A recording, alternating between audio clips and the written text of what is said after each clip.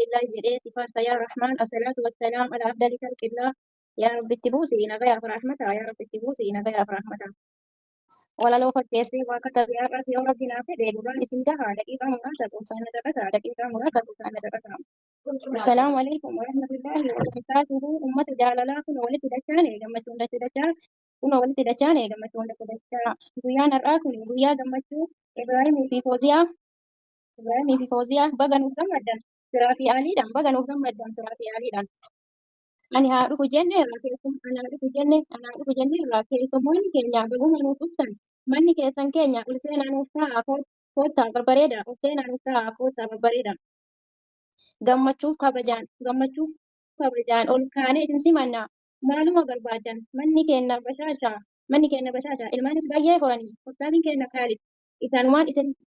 keessumayyoota fi bilaalota isaanumaan waa hin galtanii harka duwwaa isaanumaan isin galchinaa waa hin galtanii harka duwwaa hayyee baarakallahu lakuma wabaarik alaykuma wajamaa baynakuma alkhayr الله أكبر مبروك misroota keenya qaqaalii Fooziyaa fi Ibraahimii sunnaa nabii mul'iftanii jaartanii bultii halaala baguma milkooftanii wal jaalattan dhugumaanii maashaa Allah jenne jaalalli keessanii akka ajaa'ibaa nama hin beeknee fi barfakkii taatanii qacalee ijoollee biqiltuu ganama wal bira bareeddan akka ajaa'ibaa guddadhaa dagaagaa bakka yaaddan gahaa kun lama taatan amma ol gabaadha horaa bulaa firiin isin fireessitan firii diinii rabbii maashaa Allah jenne isinirraa maashaa Allah jenne isinirraa jaalalli keessan haala baluu